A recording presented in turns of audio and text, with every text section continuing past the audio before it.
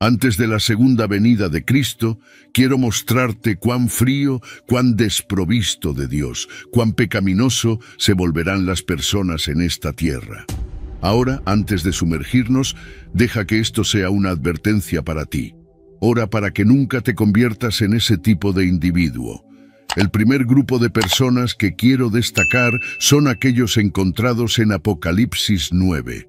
Ahora, para que entiendas cuán malvadas son estas personas, necesitas primero entender lo que ocurrió en los capítulos 8 y 9 de Apocalipsis. Ahora, para contexto, el mundo pasa por 7 juicios de trompeta que ocurren durante el período de la tribulación, después del rapto de la iglesia. Aquí está un breve resumen de cada juicio, y te sorprenderás al escuchar cómo las personas reaccionan después de pasar por todo esto.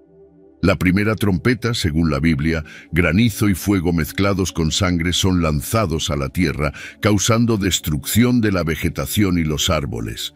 1/3 de los árboles del mundo son quemados en esta plaga, y toda la hierba es consumida. Por la segunda trompeta, una gran montaña ardiente es lanzada al mar, resultando en la muerte de 1/3 de las criaturas marinas y en la destrucción de barcos. 1/3 del mar se transforma en sangre, 1/3 de los barcos se hunde y 1/3 de la vida oceánica muere. La tercera trompeta verá una gran estrella cayendo del cielo y ella envenena 1/3 de los ríos y manantiales, causando muchas muertes. Esta estrella se llama Ajenjo. Por la cuarta trompeta, la tierra verá 1/3 del sol, de la luna y de las estrellas afectados, resultando en 1/3 del día y de la noche siendo oscurecidos. Las quintas, sextas y séptimas trompetas son referidas como las 3 plagas. Para la quinta trompeta, algo verdaderamente aterrador es liberado. Según la Biblia, un pozo sin fondo es abierto, liberando langostas demoníacas que atormentan a aquellas personas que no tienen el sello de Dios en sus frentes. La sexta trompeta será la introducción de 4 mercenarios diabólicos. 4 ángeles son liberados para matar 1/3 de la humanidad con un ejército de 200 millones de jinetes, resultando en gran devastación y muerte. Ahora, la séptima y última trompeta anuncia la venida del reino de Dios y el juicio de las naciones. La Biblia, en Apocalipsis 11, verso 19, dice: «Entonces el templo de Dios que está en el cielo fue abierto, y dentro de su templo fue vista el arca de su pacto, y hubo relámpagos, ruidos, truenos, un terremoto y una fuerte tormenta de granizo». Ahora, después de todo esto, después de todos estos eventos sobrenaturales y devastadores, pensarías que las personas caerían de rodillas y clamarían a Dios por misericordia, pero no. Eso no es lo que sucede. Apocalipsis 9, versículos 20 al 21 dice: «El resto de la humanidad que no fue muerto por estas plagas todavía no se arrepintió del trabajo de sus manos. No dejaron de adorar demonios e ídolos de oro, plata, bronce, piedra y madera, ídolos que no pueden ver, oír ni andar. Ni se arrepintieron de sus asesinatos, sus artes mágicas, su inmoralidad sexual ni sus robos». Cuán insensible debes ser, cuán frío y pecaminoso debes ser para rehusarte a arrepentir, incluso después de una serie de juicios extraordinarios por Dios. Esta es la desafortunada realidad de los últimos días. Las personas se alejarán y rechazarán la fe. Las personas preferirán escuchar doctrinas de demonios en lugar de la verdad del Evangelio.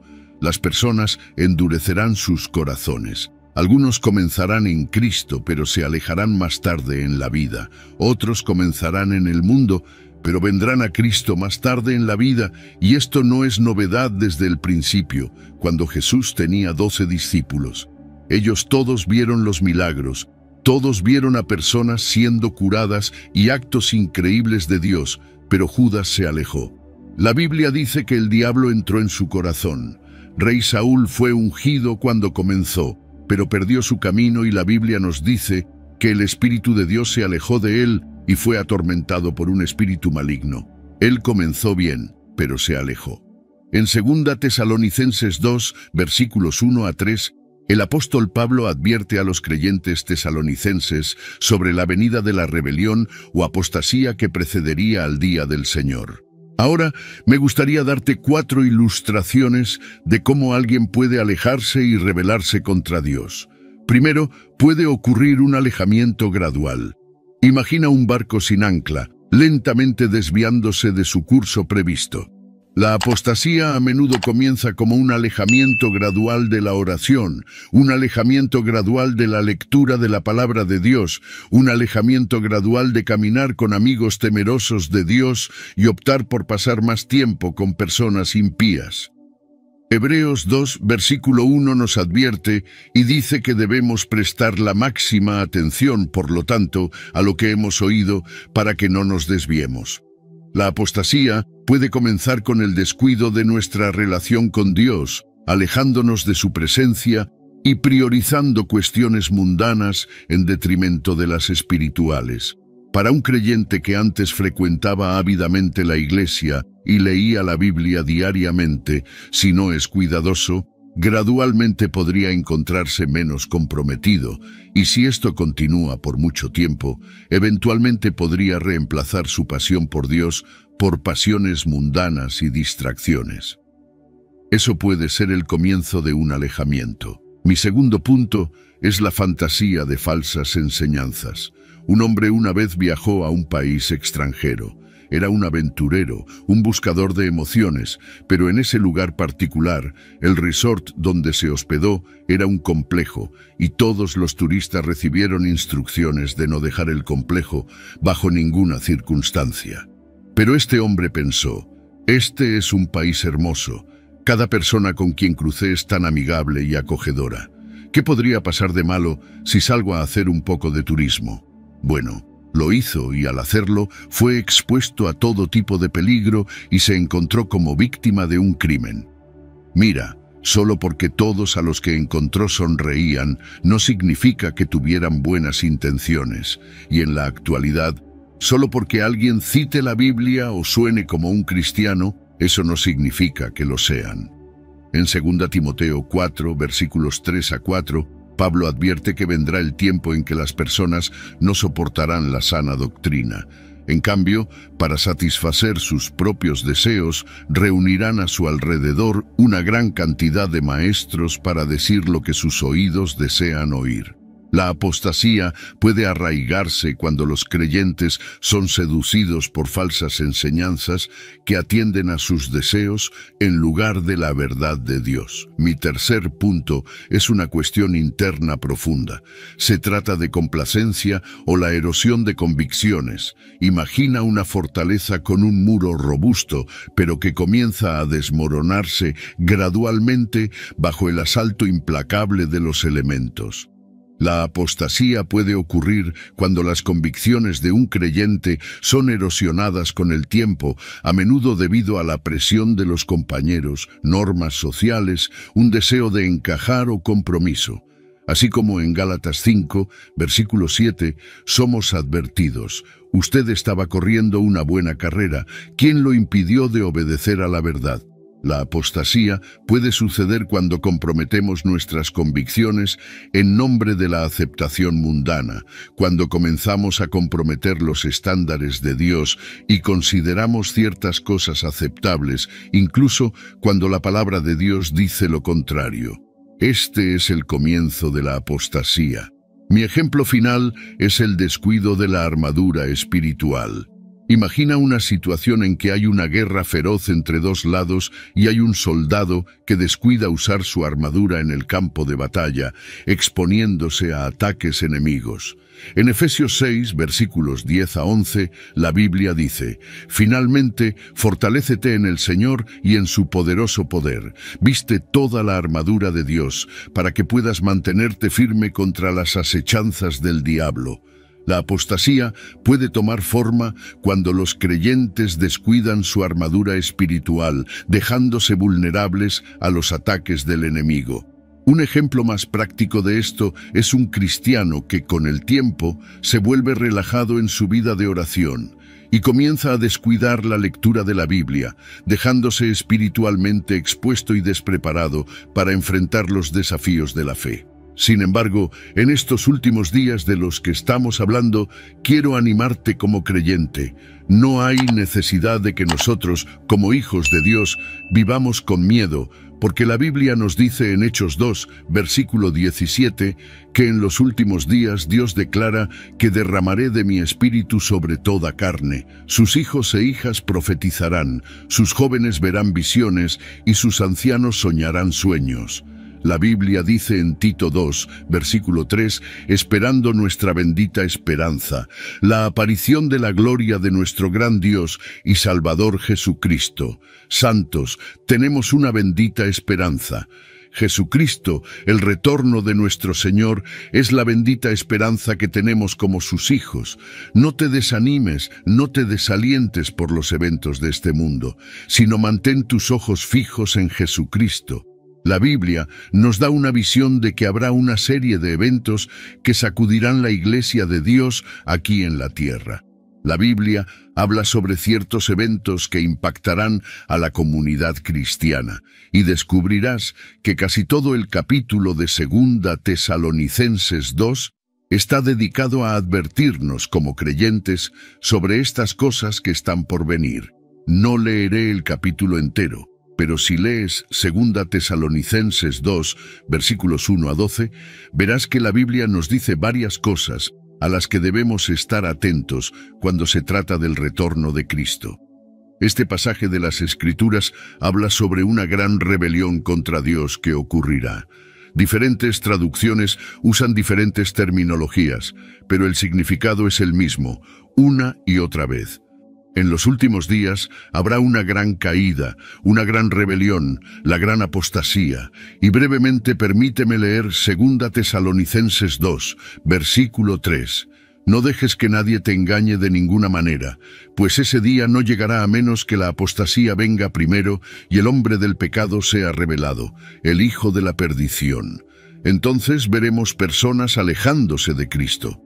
Para ponerlo de otra manera, imagina que hay un tren llamado cristianismo, y ese tren está viajando hacia un destino llamado cielo. Ahora, en ese tren llamado cristianismo, puedes ver el mundo, puedes ver el brillo y el glamour del mundo, puedes ver las riquezas del mundo, puedes ver todo eso. Y a medida que ese tren llamado cristianismo se acerca cada vez más a su destino, aparece un hombre en cada estación. Ese hombre es el anticristo y tiene como objetivo a todos en el tren, llamándolos a bajar del tren y disfrutar de la vida en paz, diciendo a los pasajeros que se relajen. Puedes bajar de este tren y volver en cualquier momento. Disfruta de la vida. Y mira, eso es lo que sucede en los últimos días. Cuanto más nos acercamos al retorno de Jesucristo, más veremos a personas que han estado en ese tren llamado cristianismo. Durante muchos años, veremos a esas personas alejándose y rebelándose. Si es difícil de creer, solo mira cuántos pastores comenzaron bien, pero terminaron cayendo y nunca se recuperaron. No es para juzgar porque todos caemos, pero necesitamos abrir nuestros ojos a lo que dice la Escritura. Hay una diferencia entre caer en pecado o un desliz moral de juicio y vivir una vida doble. Y para explicar aún más el papel del hombre de la iniquidad, el hijo de la perdición, o en otras palabras el anticristo, permíteme leer la traducción ampliada de 2 Tesalonicenses, capítulo 2, versículo 1 a 3, para que podamos comprender totalmente la gravedad de lo que se nos está diciendo. La Biblia dice ahora, en lo que respecta a la venida de nuestro Señor Jesucristo y a nuestro encuentro para encontrarlo, les pedimos a ustedes, hermanos y hermanas, que no se dejen perturbar rápidamente ni alarmar, sea por una supuesta revelación profética de un espíritu o un mensaje o una carta supuestamente de nosotros, diciendo que el día del Señor ya ha llegado. No dejes que nadie te engañe o te atrape de ninguna manera, pues ese día no llegará a menos que la apostasía venga primero. Eso es la gran rebelión, el abandono de la fe por cristianos profesantes, y el hombre de la iniquidad es revelado, el hijo de la destrucción, el anticristo. aquel que está destinado a ser destruido. Entonces, si desglosamos este versículo, podemos llegar al entendimiento de que, en primer lugar, habrá un encuentro para encontrar a Jesucristo. Esto está en el versículo 1. En segundo lugar, habrá personas hablando falsamente, personas que se reclaman ser proféticas, que intentarán engañar y decir que Jesús ya vino. Esto está en el versículo 2. El tercer punto es que somos advertidos. No dejes que nadie de ninguna manera te engañe o te atrape. Esto es una advertencia clara e indiscutible para nosotros, como creyentes. Y luego la Biblia nos dice que llegará un tiempo en que habrá una rebelión contra Dios, donde personas que afirmaron ser cristianas, personas que profesaron ser cristianas, personas que parecían ser cristianas, darán la espalda a la fe y saldrán de la iglesia. Creo que este es el efecto y resultado del engaño del anticristo. Creo que algunos serán engañados para alejarse y otros tomarán la decisión de alejarse.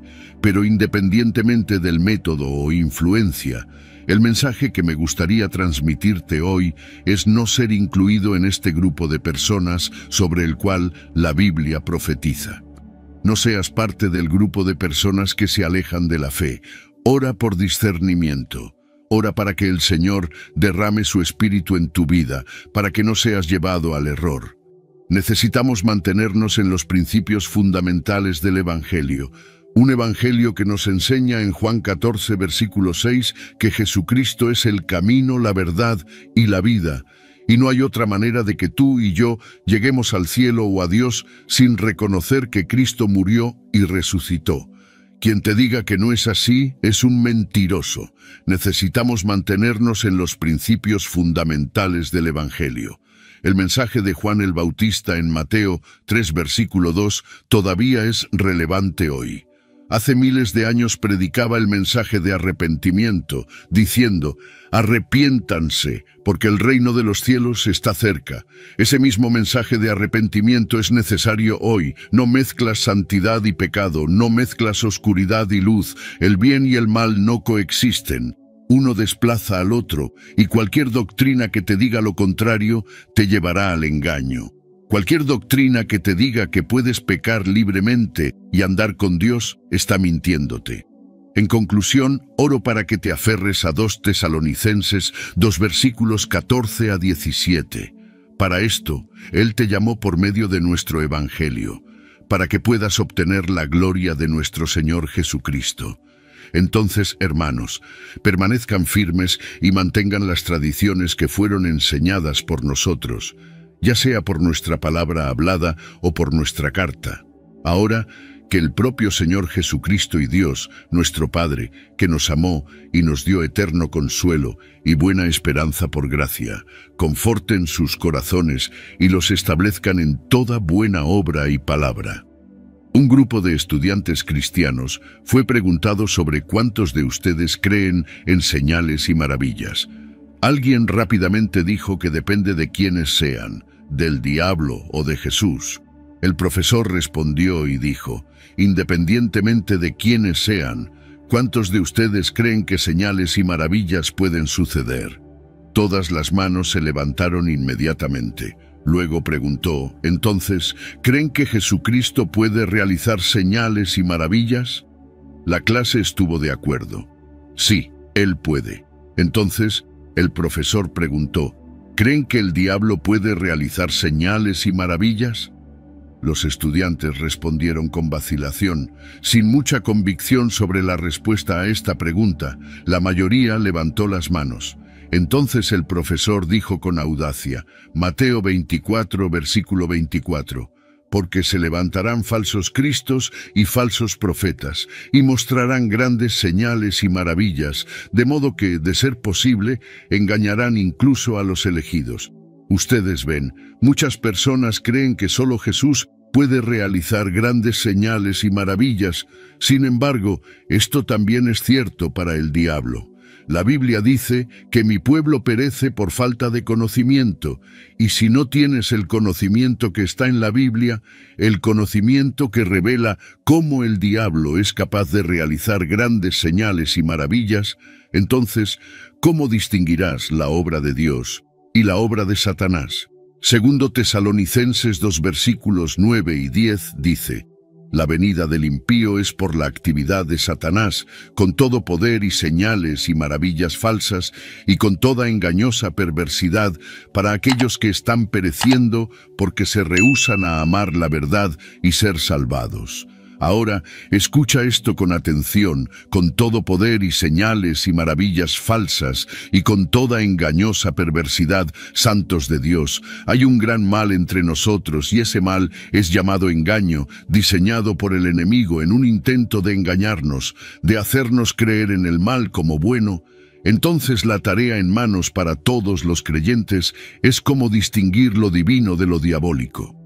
Primera de Juan 4 versículos 1 a 3 dice: amados, no crean en todo espíritu, sino prueben los espíritus para ver si son de Dios, pues muchos falsos profetas han salido al mundo. Por esto conocen el Espíritu de Dios. Todo espíritu que confiesa que Jesucristo ha venido en carne es de Dios, y todo espíritu que no confiesa a Jesús no es de Dios. Este es el espíritu del anticristo, del cual ustedes han oído que venía y ahora ya está en el mundo. Entonces, ves, si estás por ver grandes señales y maravillas, prueba los espíritus, y puedes estar preguntándote: bueno, ¿cómo exactamente pruebo los espíritus? ¿Qué hago? Bueno, el pasaje de la Escritura que acabamos de leer dijo en los versículos 2 y 3: todo espíritu que confiesa que Jesucristo ha venido en carne es de Dios, y todo espíritu que no confiesa a Jesús no es de Dios. Este es el espíritu del anticristo, del que ustedes han oído que estaba viniendo y ahora ya está en el mundo. Si ese espíritu reconoce que Jesucristo vino en carne aquí en la tierra, murió y resucitó, y ahora está sentado a la derecha de Dios, entonces ese espíritu es de Dios. Sin embargo, si ese espíritu dice cualquier cosa que no sea Jesús, la Biblia dice que este es el espíritu del anticristo.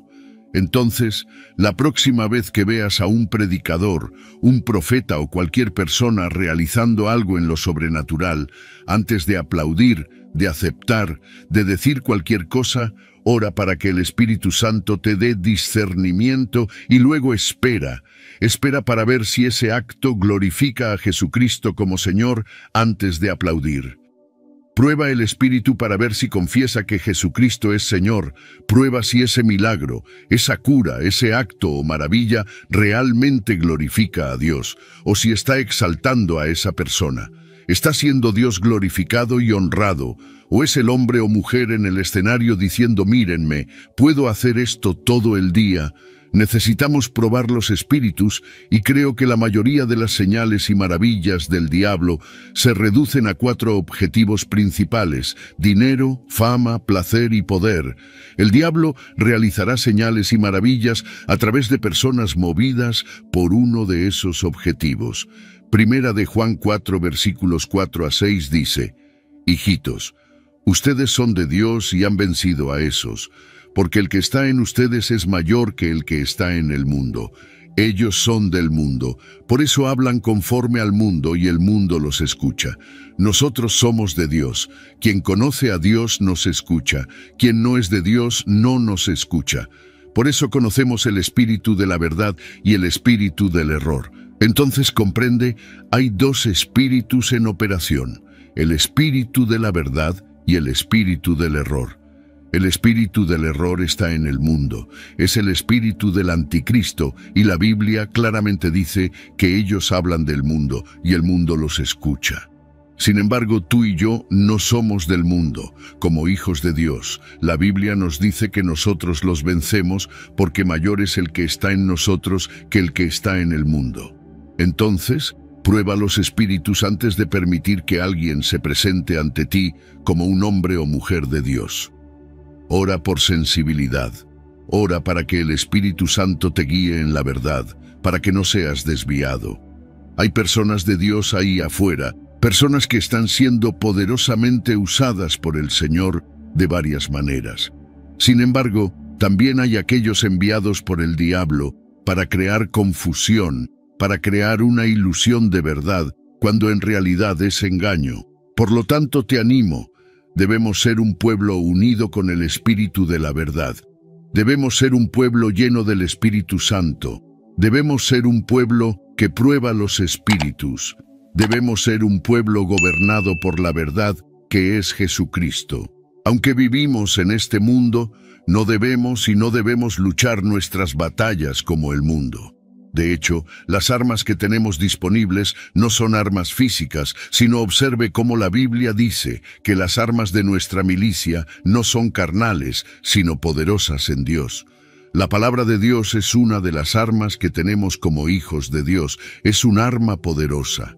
Los conflictos que enfrentas, las batallas que enfrentas, el Señor tiene la última palabra sobre todo eso. Por lo tanto, te animo, pueblo de Dios, a confiar en Dios. Confiar en la palabra del Señor, confiar en sus promesas y tendrás la victoria. Nadie es tan santo, tan salvado, que no tenga cosas internas y privadas con las que está lidiando. La Biblia dice que aquellos que pertenecen a Cristo Jesús han crucificado la carne con sus pasiones y deseos. Este versículo trata sobre identificar ese pecado interno, ese deseo no santo, esa pasión dañina, y luego decir no a eso. Llega al punto en que dices, mi amor por Dios es mayor que mi amor por cualquier otra cosa. Así es como crucificas tu carne, identificando tu bastión. La mejor manera de identificar cuál es el bastión que enfrentas en tu vida es mirar el área en tu vida donde enfrentas una batalla constante, el área que más luchas, y la razón por la que necesitas identificarlo es porque el diablo es astuto y engañador. Él sabrá cuál es el gigante o el bastión con el que luchas, y entonces necesitamos estar alerta, porque el diablo plantará una semilla en tu mente, una semilla que intentará seducirte, y si muerdes el anzuelo, no solo esa semilla te llevará a caer en pecado o en opresión, sino que también abrirá la puerta para un posible bastión o algún tipo de cautividad. Como enemigo, el diablo nunca presentará la debilidad o las luchas de otra persona para ti. No plantará un pensamiento sobre alcohol cuando sabe que luchas con la lujuria. No, siempre encontrará el área en la que eres más débil y usará eso contra ti. Es por eso que es tan importante ser honestos con nosotros mismos y mirar introspectivamente las áreas de las que necesitamos ser liberados, porque el enemigo verá eso como una ruta para perturbar nuestro caminar con Cristo. Esto es corroborado por 2 Corintios 2, versículo 1, donde la Biblia dice que no debemos ser superados por Satanás, pues no somos ignorantes de sus designios. El diablo es astuto y tiene planes malignos, por lo tanto, debemos ser diligentes, vigilantes, alerta y siempre en guardia contra cualquier posible brecha del enemigo en nuestras mentes. El diablo intentará plantar una semilla en ti cuando no pueda afectarte físicamente. Esto es lo que estoy diciendo cuando digo nombre a tu enemigo. Échale un buen vistazo honesto a ti mismo. ¿Qué está tratando el diablo de usar para distraerte de ser un cristiano eficaz? ¿Qué está usando para desanimarte? ¿Pensamientos dudosos, pensamientos de inseguridad o insuficiencia? Nombra a tu enemigo y repréndelo. Nombra a tu enemigo y repréndelo. En este mundo hay mucho mal. La Biblia en 2 Corintios 4, versículo 4, dice que en nuestro caso, el Dios de este mundo ha cegado las mentes de los incrédulos para que no vean la luz del Evangelio de la gloria de Cristo, que es la imagen de Dios. Piensa en esto por un momento. El Dios de esta era, el Dios de este mundo, Satanás, ha impedido que los incrédulos vean la luz del Evangelio. En caso de que no lo sepas, el diablo es muy influyente en esta tierra, ya sea que te des cuenta o no, ya sea que creas o no. El diablo puede y tiene influencia sobre los ideales, opiniones y estándares de este mundo. Es por eso que la Biblia dice que el Dios de este mundo, el diablo, tiene sus garras en las filosofías mundiales. Están en tantas instituciones y puedes pensar, bueno, ¿cómo exactamente hace eso? Mira la fuerza motriz de muchas grandes empresas, es el dinero. El dinero se ha convertido en un dios, un ídolo para muchas personas, incluidos los jefes de muchas grandes corporaciones. Ellos rastrean tus movimientos, observan lo que estás viendo, analizan en qué haces clic. Algunos incluso toman tu información personal y la venden con el objetivo de que el dinero es el objetivo número uno. El dinero es el único objetivo para muchas instituciones en este mundo. Sin embargo, la palabra de Dios dice que el amor al dinero es la raíz de todos los males. Pero ves, el Dios de este mundo, el diablo, ciega a los incrédulos, y ellos no lo ven, no ven cómo el dinero se ha convertido en un ídolo para ellos. Otro ejemplo para ilustrar cómo el Dios de este mundo, el diablo, ha cegado las mentes de los incrédulos es este. La Biblia nos dice que huyamos de la inmoralidad sexual. La Biblia nos dice que los fornicadores, adúlteros y los sexualmente impuros no heredarán el reino de Dios. Sin embargo, en este mundo, ¿qué tipo de contenido es más buscado en Internet? Son todos contenidos sexualmente explícitos que se oponen a la palabra de Dios. Un sitio llamado Covenant Eyes reportó que el 30% del contenido en Internet es pornografía. El 30% del contenido en línea está orientado a promover la impureza sexual. Y lo triste es que el número de visitantes de estos sitios está en los miles de millones. Este es el trabajo del Dios de este mundo. Ciertamente, si miras a este mundo a través del lente de la Biblia, notarás una tendencia. Lo que la palabra de Dios defiende, el mundo se opone. Lo que Jesucristo representa y defiende, el mundo se opone. Aquellos que han sido cegados por Satanás viven bajo una ilusión. No verán que el amor al dinero impulsa muchas cosas impías. En su lugar, se centrarán en la noción de que todos necesitan dinero, todos necesitan ganarse la vida, claro, y la Biblia nunca dice que el dinero es malo. Dice que el amor al dinero es malo, y cuando amas tanto el dinero que estás dispuesto a hacer cosas antiéticas e inmorales, entonces el dinero se ha convertido en un ídolo. Cuando estás dispuesto a robar o ignorar el efecto perjudicial que tienes sobre los demás, todo para poder ganar dinero, entonces se ha convertido en un ídolo para ti. Cuando amas tanto el dinero que estás dispuesto a ponerte frente a una cámara y no solo cometer pecado sexual, sino llevar a otros a cometer pecado sexual, entonces el dinero se ha convertido en un ídolo. Mira lo que dice la versión ampliada en 2 Corintios 4 versículos 3 y 4. Pero incluso si nuestro evangelio está de cierta manera oculto detrás de un velo, está oculto solo para aquellos que están pereciendo. Entre ellos, el Dios de este mundo, Satanás, ha cegado las mentes de los incrédulos para impedirles ver la luz iluminadora del evangelio de la gloria de Cristo, que es la imagen de Dios. El diablo quiere que te alejes lo más posible de Jesucristo. Quiere que estés ciego a la verdad, incluso cuando está justo frente a ti. El diablo quiere que trates a Dios de manera casual, no seria, lo que significa que usas a Dios como una tienda de conveniencia. Vas a Él cuando necesitas algo, y si no necesitas, entonces lo pones a un lado. Eso es ceguera. Ahora, con todo esto dicho, quiero ser muy claro sobre este próximo punto. Aunque el diablo es descrito como el Dios de este mundo, él es limitado, no es todopoderoso. El diablo reina sobre la tierra de manera limitada, pero no posee la tierra, ni es omnisciente, omnipresente ni omnipotente. Tiene límites porque Dios todavía es soberano y tiene la última palabra. Apocalipsis 12, versículo 12 dice: «Alegraos, oh cielos, y vosotros que en ellos habitáis, pero ay de la tierra y del mar, porque el diablo ha descendido a vosotros con gran ira, sabiendo que le queda poco tiempo».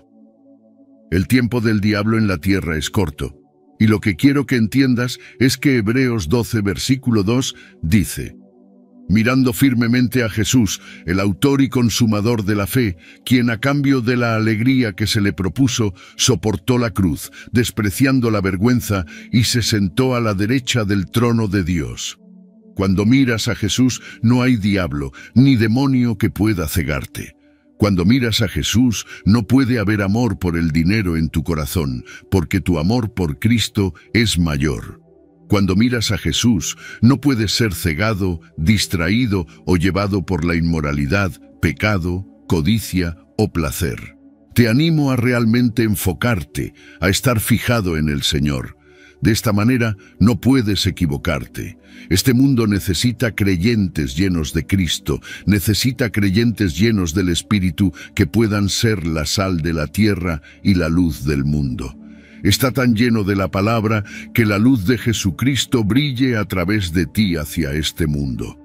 No se nos ordena odiar a nadie en este mundo, se nos ordena amar a nuestros vecinos como a nosotros mismos.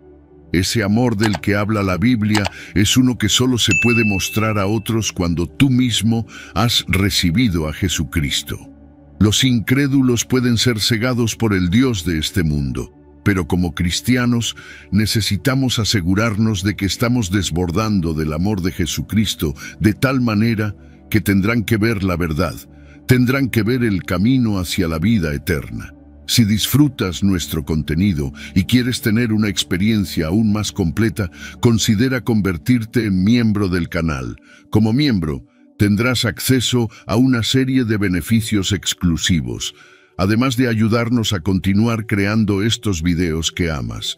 Si te gustó este video y quieres entender más sobre la batalla espiritual, te invito a ver el video que aparecerá en la pantalla, donde hablamos sobre una cuestión intrigante, sobre por qué Dios no puede matar a Satanás y a los ángeles caídos. Descubre las razones espirituales detrás de esta cuestión y cómo se relaciona con el propósito divino. No te lo pierdas.